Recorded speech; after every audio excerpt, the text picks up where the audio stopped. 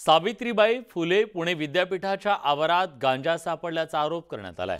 या प्रकरणी आमदार रवींद्र धंगेकर आणि उबाठा शिवसेना उपनेत्या सुषमा अंधारे यांची कुलगुरूंची भेट घेऊन त्यांना जाब विचारला। त्याचबरोबर या प्रकरणी गुन्हा दाखल करण्याची मागणी केली आहे। दरम्यान कुलगुरूंची भेट घेतल्यानंतर रवींद्र धंगेकरांसोबत संवाद साधला आमचे प्रतिनिधी सुमेश सोनवणे।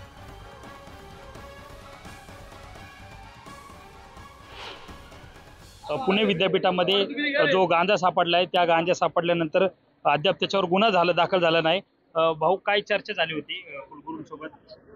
ह्या अलीकडच्या काळामध्ये या विद्यापीठामध्ये अनेक गैरव्यवहार व्हायला लागले, भ्रष्टाचाराचे मुद्दे झालेत। जे आमच्या विद्यार्थी संघटना ते विद्यार्थ्यांची बाजू मांडत असताना प्रशासनाकडून त्यांना मदत होत नाही, खोटे गुन्हे दाखल केले जातात। या सगळ्या गोष्टीचा विचार करता 16 दिवसापूर्वी या ठिकाणी गांजा सापडला। आमच्या विद्यार्थ्यांनी सातत्यानं कुलगुरूंकडे तक्रारी नोंदवल्या, पण कुलगुरू त्याकडे लक्ष द्यायला म्हणून आज आम्हाला यावं लागलं। त्यांनी आम्हाला असं आश्वासन दिलं की आज आम्ही हा गुन्हा दाखल करू, आणि हा गुन्हा दाखल झाला तर मग 16 दिवस का थांबले याच्यासाठी मी जे काही आम्हाला प्रक्रिया ज्या संस्थेमध्ये यांच्या विरोधात बाजू मांडता येईल तिथे आम्ही बाजू मांडणार। 16 दिवस कुलगुरूंना वाट पाहावं लागतं, नेमकं काय करणार?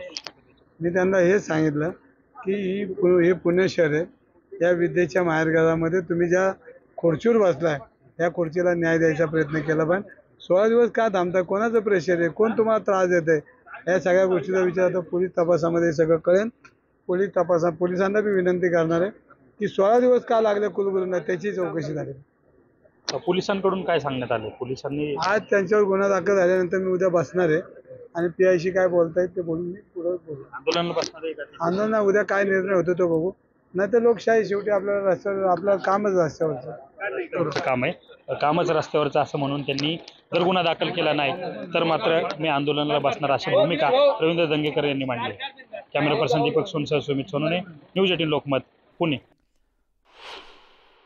गांजा प्रकरणात तर गुन्हा दाखल होईलच, परंतु हा गांजा प्रकरण लपवण्यासाठी ज्या कर्मचाऱ्यांनी प्रयत्न केले असतील त्यांच्या निलंबनाच्यासाठी आणि त्यांच्यावरती वेगळी चौकशी ते करायला तयार असतील।